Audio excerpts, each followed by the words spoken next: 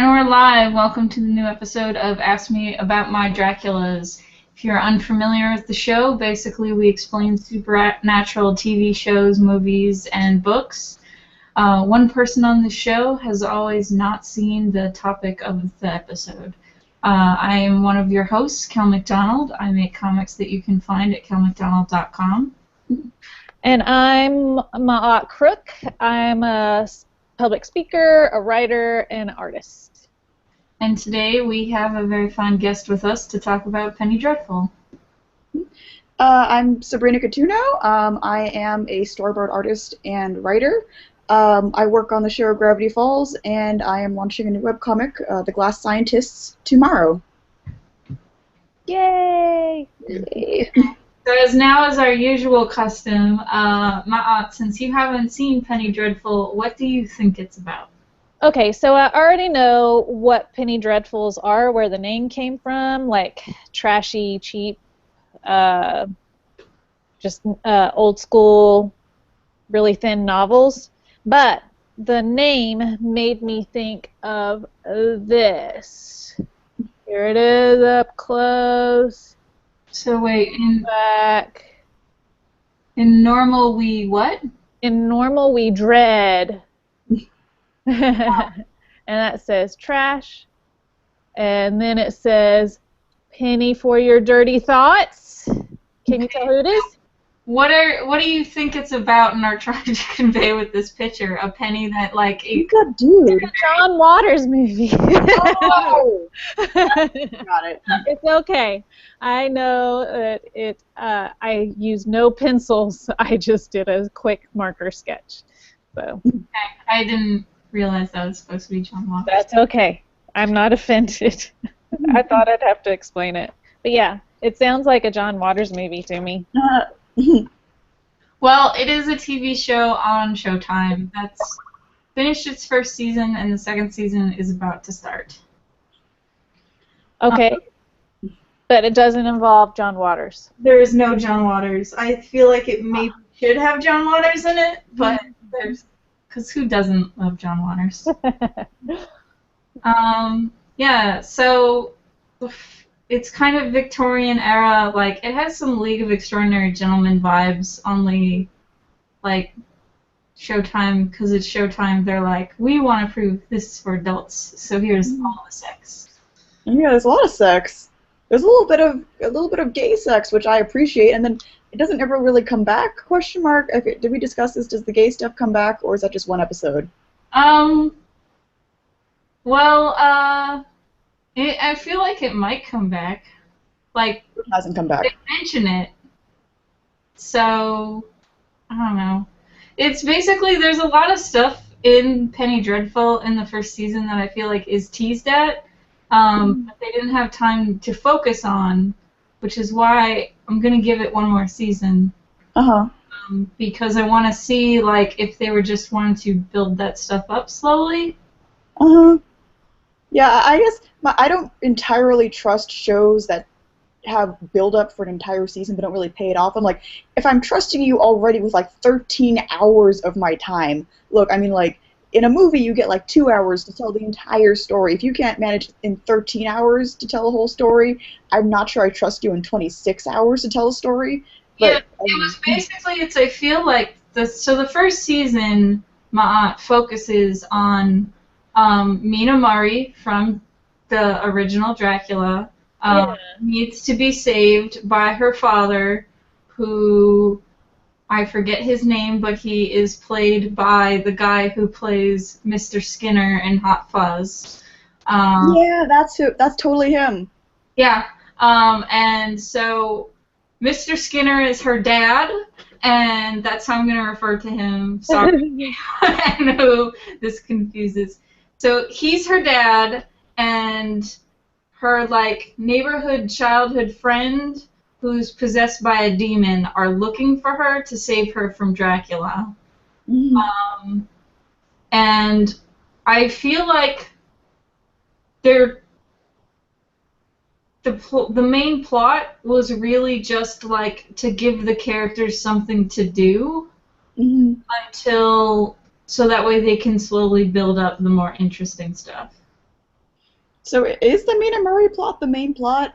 At Because I least feel for like the it's in first this season. couple. That's the story that gets wrapped up in the first season. Oh, did they find her? Sorry, I actually didn't see the final episode. Yeah, they find her in the end. We're allowed to spoil the shit out of everything. Okay. So is she okay? Is she cool? No, she's a vampire and they have to kill her, and it's all very sad. Not really. It's basically like there's a weird moment at the end where demon-possessed lady and Mina Murray's dad are like through this ordeal. He has become more of her daughter than Mina was, because it comes one of those dramatic situations where he has to pick which one gets to live or die, and he saves demon-possessed lady. Mm-hmm. Okay. Do we find out what she's possessed by? No. I feel like that's next season, probably. I'm so lost. Can you start from the beginning? What is this show about? That's a good question. Yeah, that's a great question. So the problem is, and the reason why Sabrina and I are kind of like, did they wrap anything up in the first season, is because it seems like there's like 5 plots going on at once. Mm-hmm. And they really only the faintest interest in really moving them forward much. They're much more interested in kind of like spooky moments and like kind of trying to creep the audience out. Yeah. So the main plot is Mina Mari's dad and neighborhood friend are trying to save her from Dracula. That is the main plot of the first season. Yeah. And they recruit this obvious werewolf to help them. How is he an obvious werewolf? I don't think did they ever reveal in the first season that he's the werewolf? The last 5 minutes, you finally get confirmation that he is a werewolf. He is very obviously a werewolf because they talk about there are all these murders that are happening once a month, and that's weird. And then he is the only American in the show. He's played by Josh Hartnett. So Josh Hartnett is playing Werewolf Cowboy, who is in like a traveling sharpshooter type show. Mm-hmm. So they hire him because he has really good aim. They don't know that he's a werewolf. But he joined the traveling like show, so that way he's never in the same place when he murders a shit ton of people. Mm-hmm. But he keeps like finding the scene. He keeps going back to the scene of the most recent murder, and like looking very upset as like dead bodies are pulled away. And then there's one time where he just like wakes up on the beach and is confused. And then there's a part where they need to do like blood tests to compare human blood to vampire blood, and he refuses to give his blood for said blood tests. And then there's and then they're like, and in case you haven't figured it out yet, there's a scene where he does some weird like communication with a wolf. So can I just say it actually took me until that point to figure it out because I wasn't paying attention enough. But yeah, it's like wolves are gonna attack all the main group, and then he like looks them in the eye, and then they leave. Yeah, that's pretty much it. Yeah, and then at the end, it's like, yes, he's a werewolf. Sabrina, if you had a hard time paying attention, then this doesn't bode well for the show.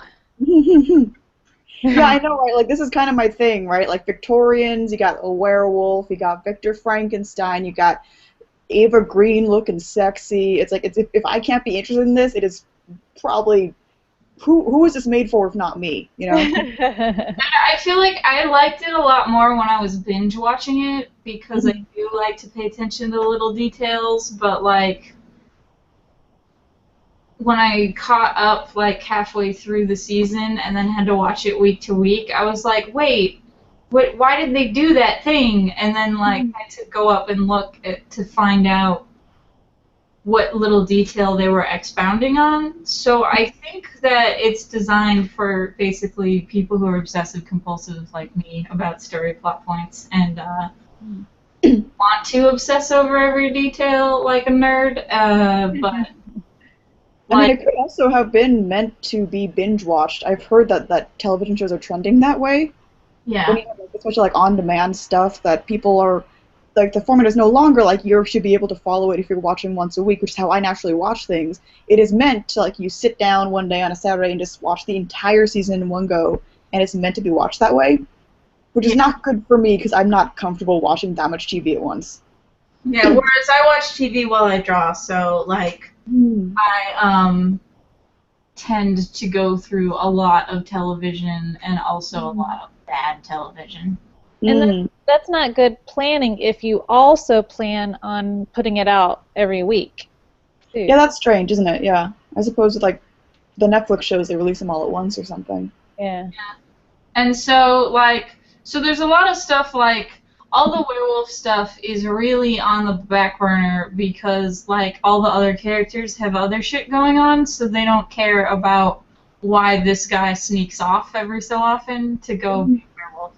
It's like, as Sabrina said, Victor Frankenstein is one of the other characters, and he's dealing with the fact that his monster is running around and being a nice guy TM and a men's rights. Yeah. I mean, like the structure of the show is supposed to allow for you have this A plot of you know, Mina's dad and demon friend trying to save, you know, Mina, and then they've gathered this little, you know, rogues gallery of like League of Extraordinary Gentlemen characters together, and they all have each character has its own little B plot. So in that way, it is very much like League of Extraordinary Gentlemen. And you have the werewolf, and you have Victor Frankenstein, and I think Victor Frankenstein has the least to do with any of the other characters. He was hired because they were like, we need a scientist. Does he do anything science-y after that? Checks like the blood. He like pokes at vampires a bit to find out science. Oh yeah, a little bit. Yeah. He pokes him. And then there's the part where he gets huffy at Werewolf Guy because Werewolf Guy won't like give his blood, and then there's a nice part in like the second to last episode where Werewolf Guy and Victor Frankenstein are like, Mina's dad's a huge jerk. How come? Because he is. He is like an unrepentant huge jerk. He's also like the obviously least interesting character of the cast, I think. So you stopped in the episode that reveals that Werewolf Cowboy is also a gay werewolf cowboy. What? Because he had sex with Dorian. I thought you got to that. Oh, no, I got past that. I think I got all the way up to the second to last episode. Okay. I think I'm missing 2. Okay, so So that's the gay sex. Yeah. I drew something about what y'all were saying. It says I think that's really the important question of the second season. That's the cliffhanger we're left on. So Dorian Gray is also in the show, but mostly what he does is show up and have sex with the other characters. He's mostly there to provide sexual content. Huh? He is there to provide sexual scenes for the Showtime people. So he's maybe pansexual or bisexual? Oh, he wants to do everything. In the way they tend to write bisexual characters, be very decadent and wealthy, and to show their decadence, they have sex with anyone because that's just what happens when you're bisexual. Yeah. And he is also doing a weird thing where he's taking people's pictures, and then they're like the sexy pictures. Yeah. So he's also a porn No, photographer. It's like they're for his private collection. But like, so I remember getting in a conversation on Twitter that like, so demon possessed lady went slightly more possessy after having sex with Dorian Gray, and wait, who's the demon possessed lady? I don't remember y'all saying. Ava Green, and she's the friend of Mina Mari. Okay. So I look at a picture of her. She's kind of like the most distinctive, I think, image of the cast. And so she has sex with Dorian Gray as well as Gay Cowboy, even though they had like sex at different times with him. But after she had sex with him, like her demons started to act up more, and then you get like her backstory and someone, I forget who I got into a conversation with, but it was we were trying to figure out if sex is what makes her demon act up, which would be super lame, or if you're trying to imply that Dorian Gray's camera is doing something to the people it takes the picture of. Or Dorian himself.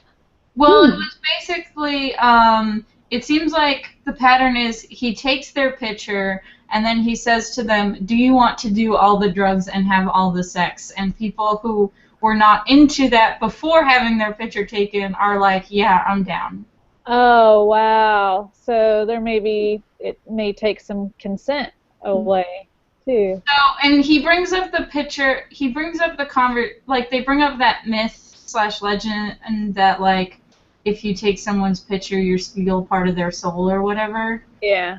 So it might be that, like, he's temporarily corrupting them by taking their picture or something. Okay. Which is one of the things that might be interesting if they do anything with it in season 2. And demon-possessed lady dumps him, and then he gets kind of pissy and is like, he says something along the lines of, I don't know what I'm feeling right now, and she tells him that's rejection, and then just walks away stone cold.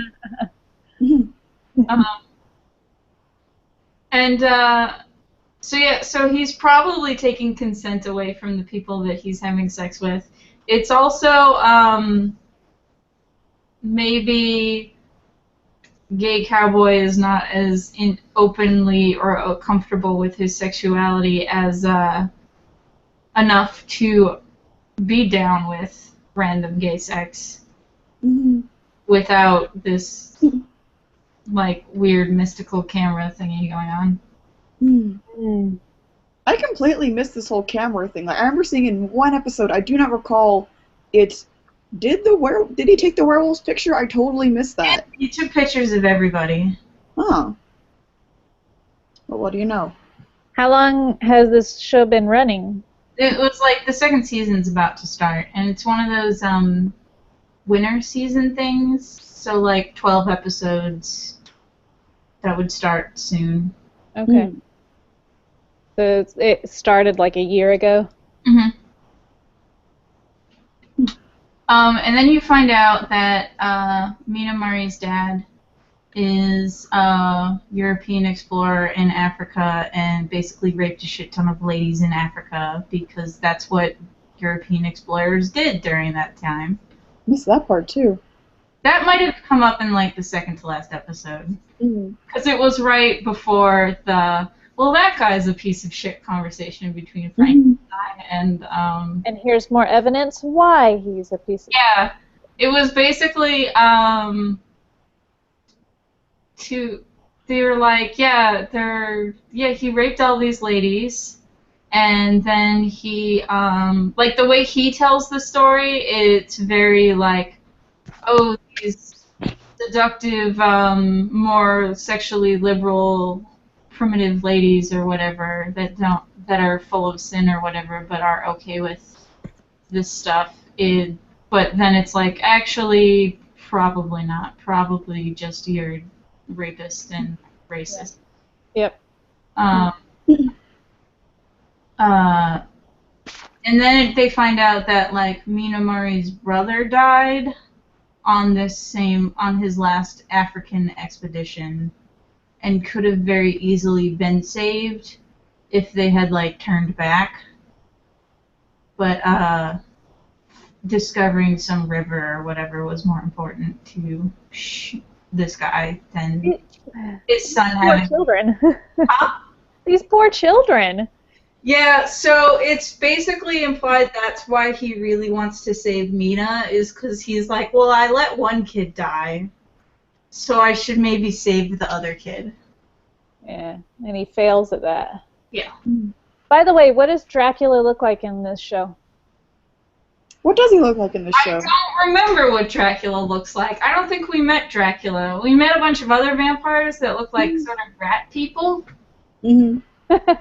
They're like really, really pale, like to the point where it's a little bit gross, and then they look like rat people, kind of. Do they have the Nosferatu fangs? They do. Yeah. Mm-hmm. I like that there seems to be a running gag where no one cares about the cowboy werewolf enough to explain to him anything. Mm-hmm. Like, you think he's going to end up being that character where that's a convenient way to give exposition because, oh, he's the new one to this situation. And it's like, everyone knows what's going on about him, so clearly they'll have to explain it to him. And they're all just like, no, you'll catch up. You'll figure it out. Well, I'm wanting to catch up on how you could even care or even feel like Dracula is a real threat if you don't even get to see him or see what he does. Well, I get to see like his lackeys, his cronies get to do stuff. Yeah. Till he runs out, I guess. Because since it is like focused on like we gotta save Mina, and Dracula himself doesn't have her, it's like his lackeys do. Uh-huh. So I don't know. The most wasted potential of the show, I feel like, is Frankenstein's monster. Does he ever show up? He shows up. he shows up and he kills all the more interesting characters. He shows up and kills people who are more interesting than him.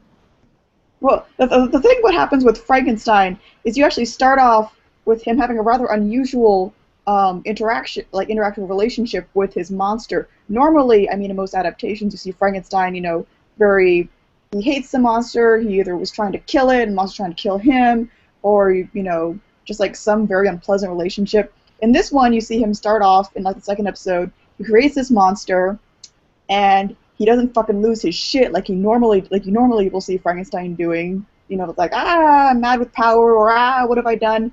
He treats this monster like a child, and he decides to teach it about the world. And you see for a couple episodes, he and the monster kind of go around, and they're actually forming a very kind of like a father-son relationship, which, as someone who watches way too many like Frankenstein incarnations, is very fresh to me, and I thought I hadn't seen that before.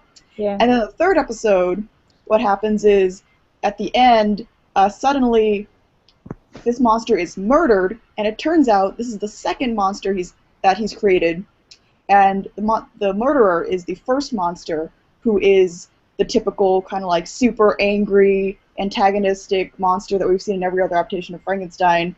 Who's intelligent but pissed off. The beats. Sorry. No, I'm sorry. I talked over you.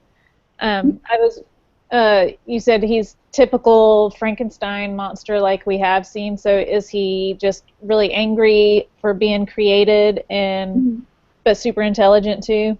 Yeah.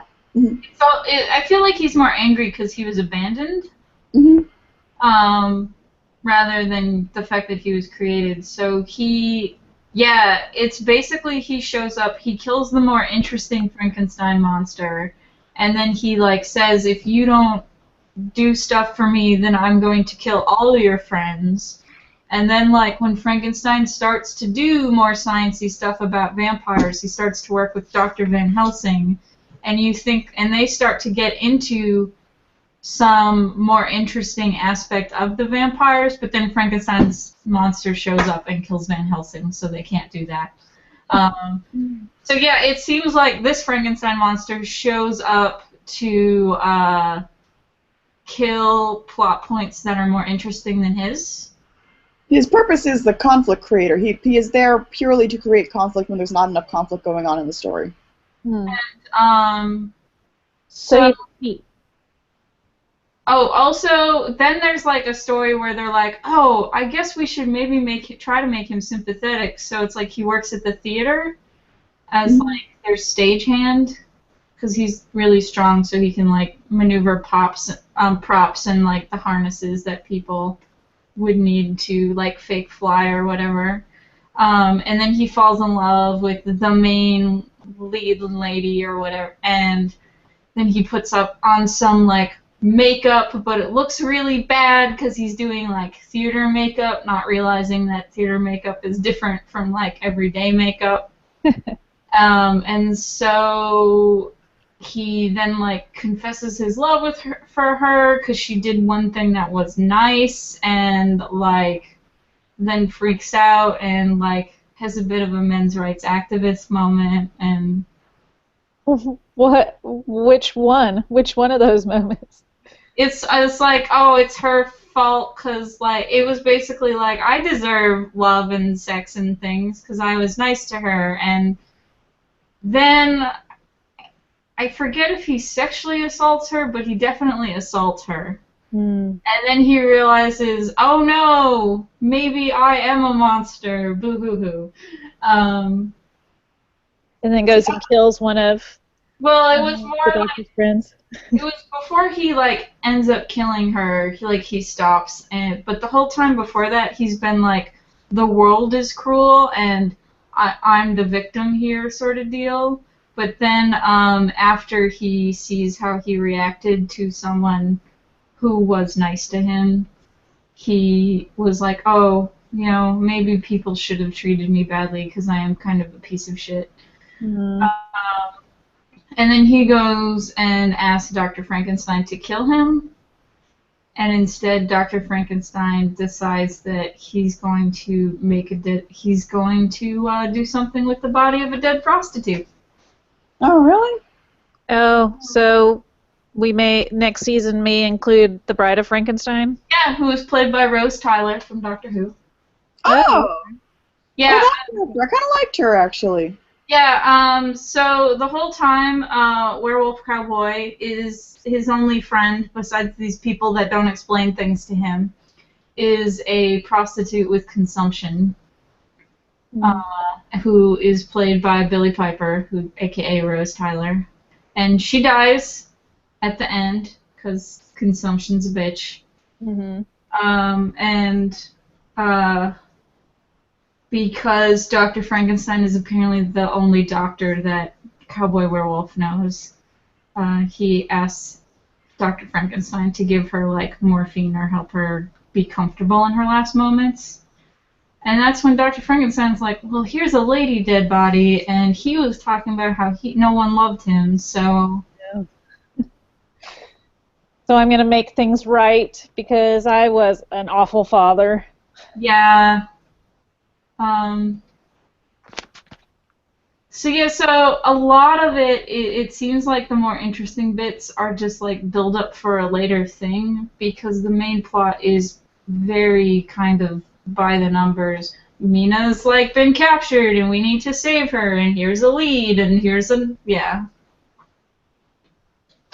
Bored of these descriptions. I'm bored of that. I think my issue with Penny Dreadful is that like it gets to a point where there's so much violence and there's so much bad attitudes and there's so much just like general like shittiness from characters, and it's hard for me to care about anything because it's just like, well, who gives a shit if more bad things happen because nothing was good in the first place, you know?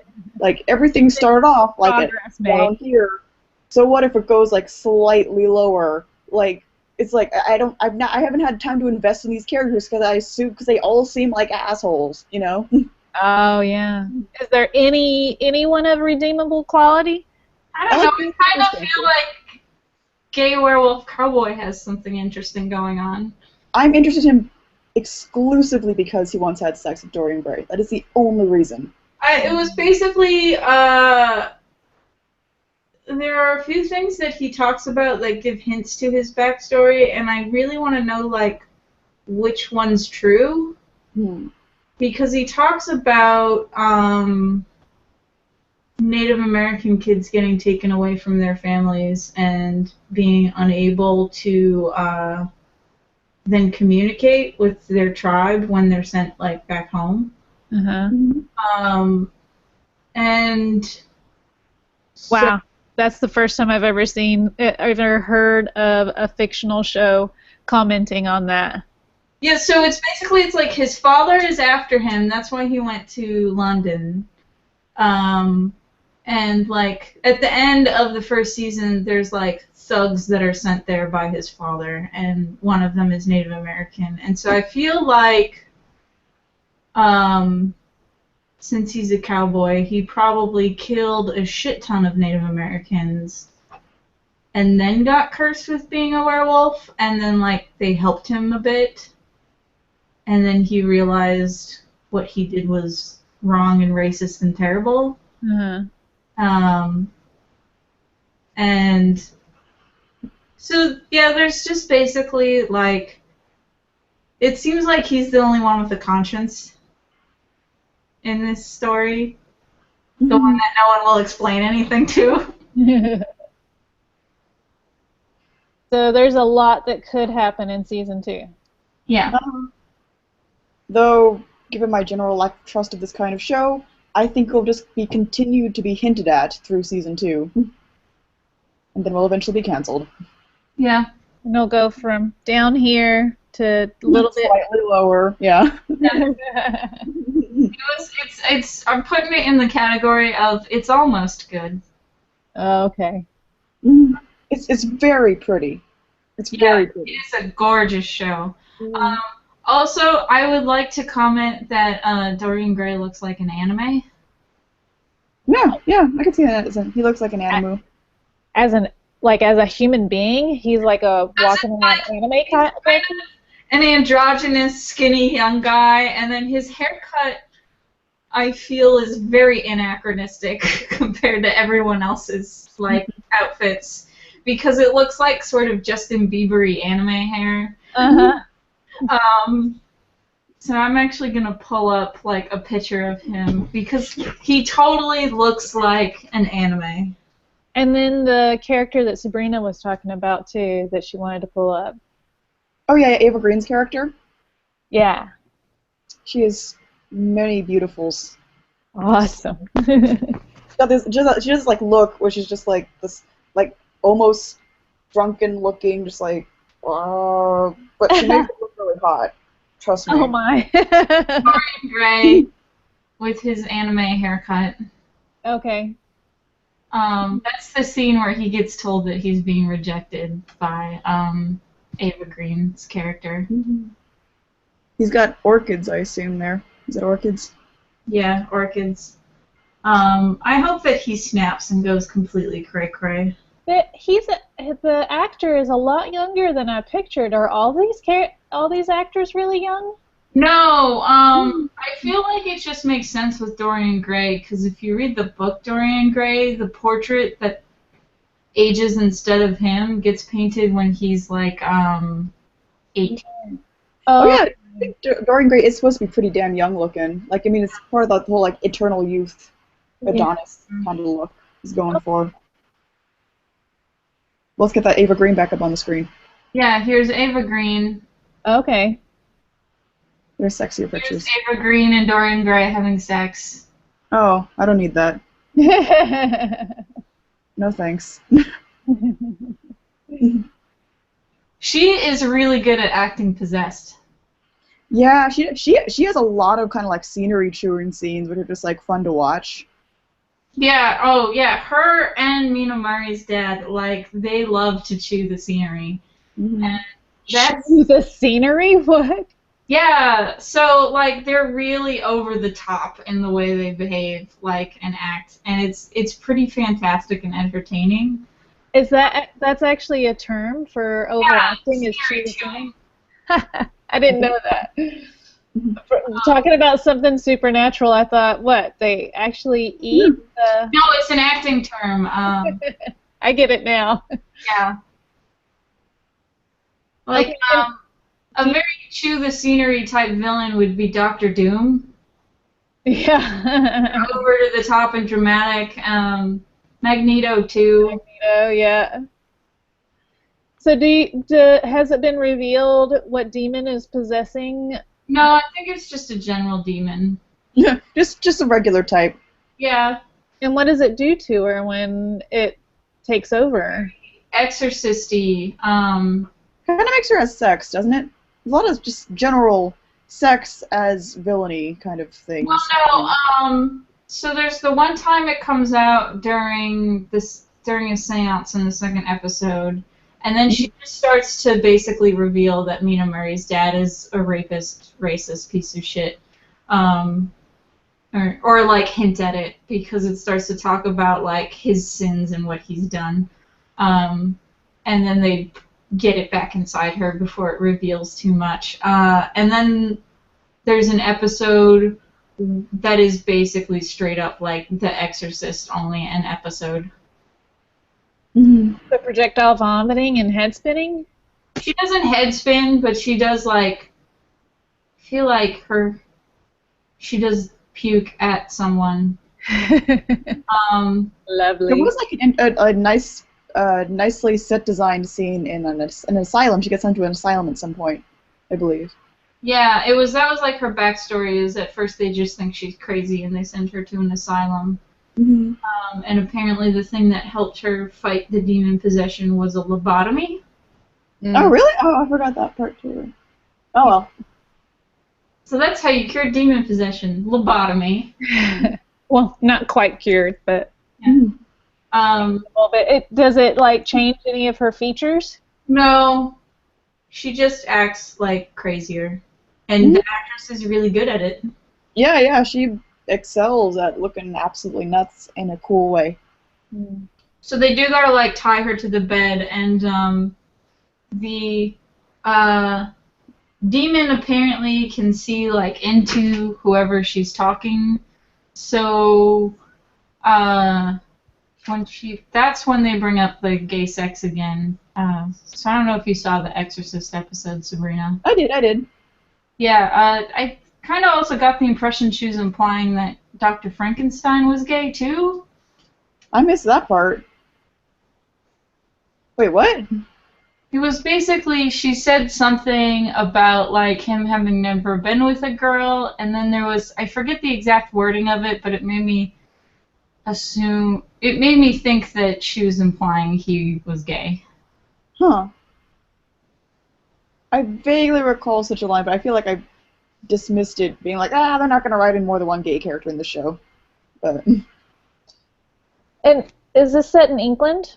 Yeah. Uh-huh. Late 19th century. Yes. So gay stuff would be illegal. Mm-hmm. Yeah. But I mean, I assume so was killing people by being a werewolf, you know? So. Yeah. I meant more for Dr. Frankenstein.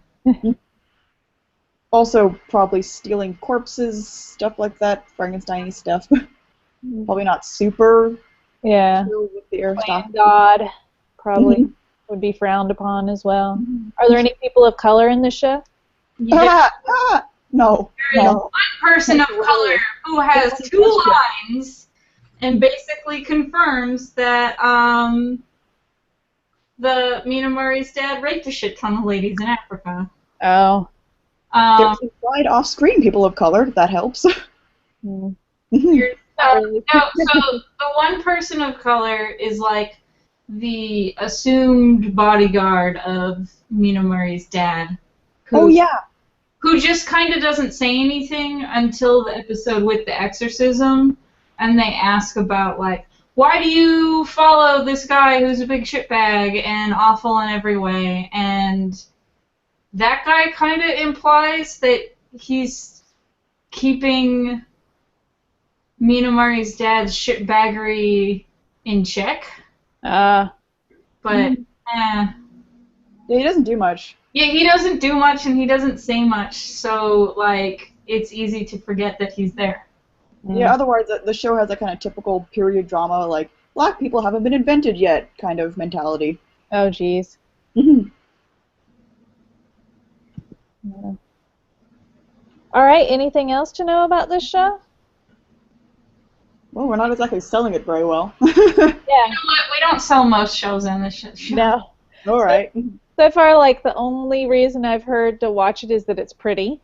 Mm-hmm. It is gorgeous. And it has one gay sex scene, but never any ever mention of it after that. Yeah. If you were desperate like me for any possible reference to Dr. Frankenstein, that's a good reason to watch, but I'm not sure most people will have that particular desire. Yeah. Also, I clearly like werewolves, and it's easy. Werewolves that don't focus on like gore. Mm. Oh, so it's not as gory as some shows? Well, it was basically because it's all like off screen, so like, or at least as far as the werewolf guy. So it's like we see the aftermath and him feeling bad, but we don't see him do it. So I always think it's more effective to let the viewer's imagination figure out really, really horrific things. Like, so just implied horrificness, and then let the viewer have unsettling feelings or whatever. And so, like, they've always cut away before doing anything really gory. Like, when they fought vampires, it was pretty standard that they shot them and moved forward. They shot them with shotguns that blew out their entire chest, so they weren't getting back up. Sabrina, do you think you're going to watch season 2? I'm gonna be real, probably not, unless they bring Dr. Jekyll in somehow, which is kind of like my catnip, which I physically cannot not watch anything about that particular literary character in it. The main reason is just that I have way too many other shows which I've kind of abandoned halfway through. I have a moral obligation to finish Legend of Korra, which I haven't finished yet. I still need to finish fucking Buffy. I need to finish like a lot of shows, so like Penny Dreadful is several tiers down on the list. Also, it's not on Netflix, so it's slightly harder to watch. So Yeah. Basically. Here's a gay werewolf cowboy, Josh Hartnett. Do you think you're going to watch it, Cal, season 2? Well, as I just said, because I watch stuff while working, I go through a lot of garbage. Like right now, I've been watching Friends, and this is definitely better than Friends. Really? Wow. Yeah. Okay. I have chosen not to watch Friends as well. I'm going to just let you know that Ross Geller is a monster, and that's all you need to know about Friends. Yeah. Oh yeah, I had seen glimpses of it when it was still running, but because of those glimpses, I have chosen never to watch them on Netflix at all.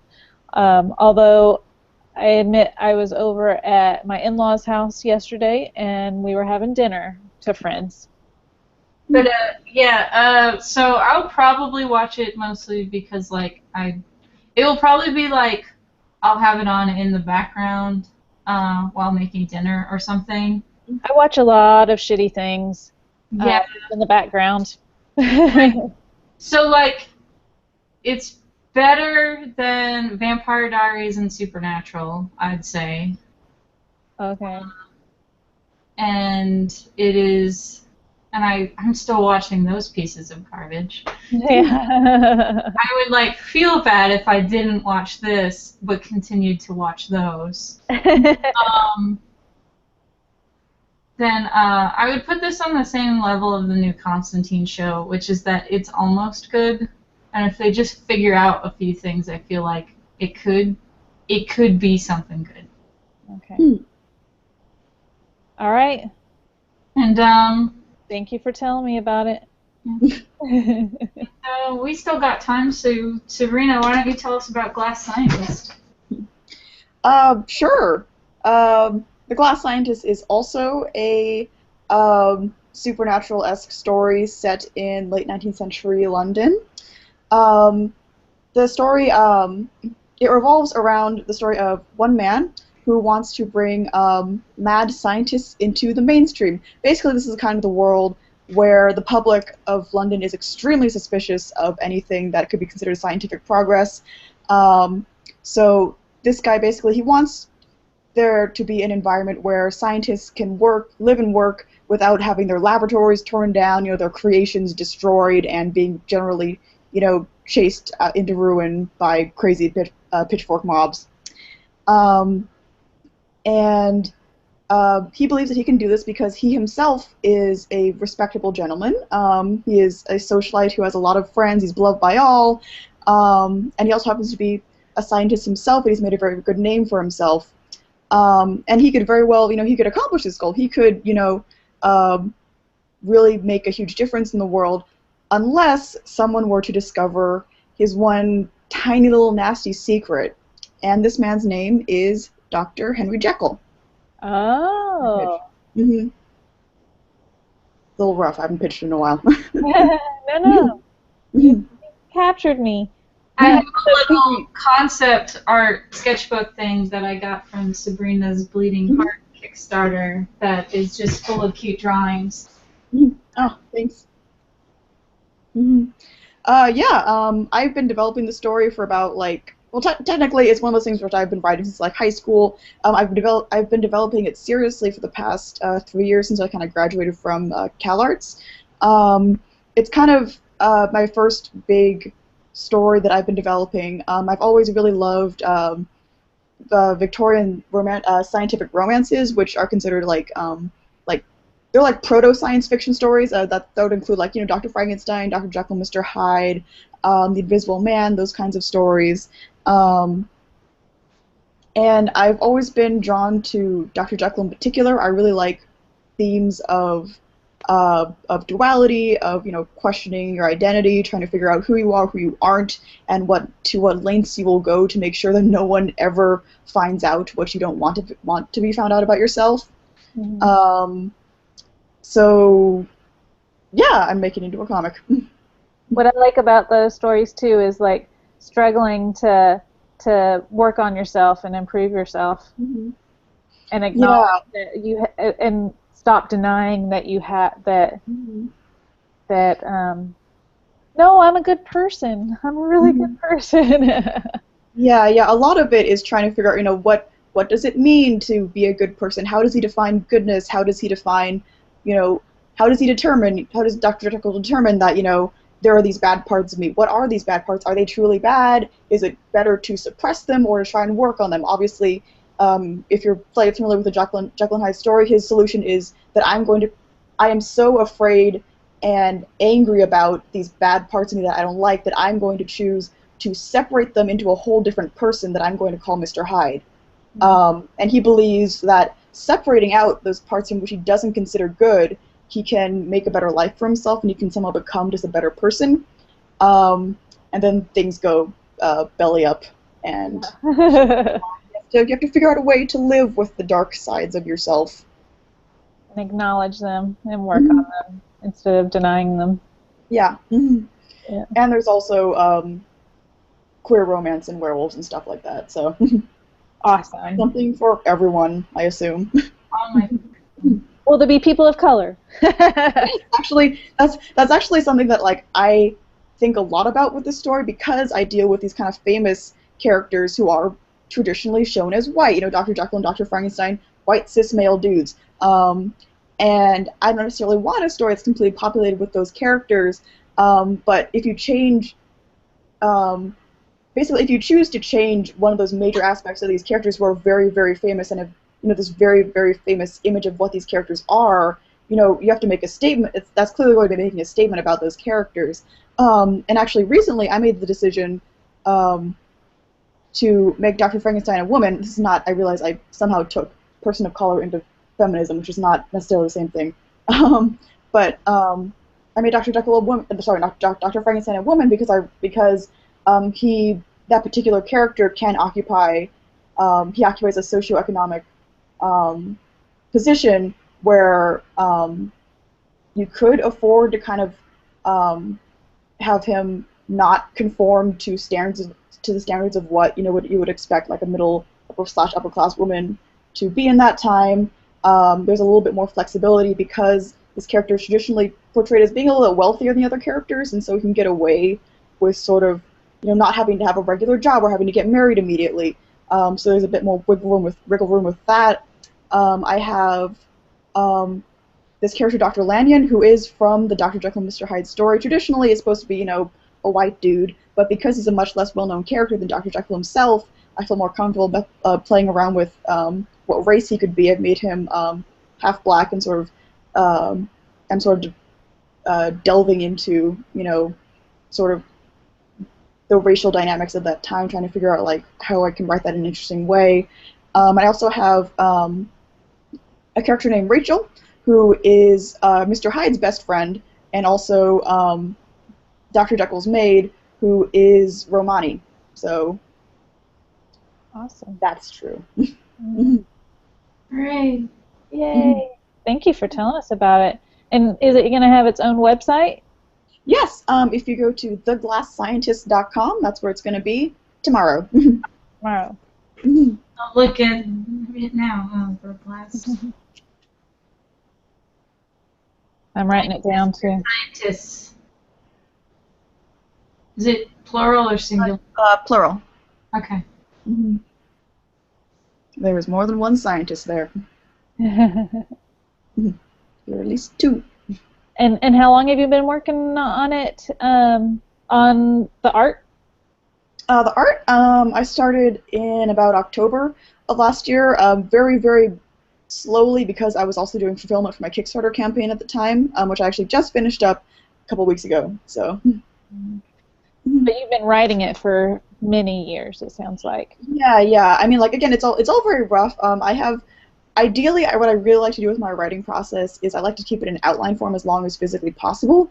I like to keep things a bit loose so that I'll have time to kind of write a detailed outline and step away from it for a month or two and kind of feel a sense of like what is missing, like what emotional beats am I getting, which ones am I not getting, what is the essence of this through line, and how can I kind of get to the heart of things sooner and kind of jettison parts that aren't necessarily contributing to that essence of the story, which is why I get so annoyed at stories like Penny Dreadful, which seem to have an infinite number of potential B-plots, but then just like doesn't seem to understand like what the core emotional connection of the story is, Yeah. Of course, that puts pressure on me to actually do a good job at the whole emotional connection-y thing. So let's see how that goes. Always. Awesome. I'm looking at your site now. It's very pretty. Thank you.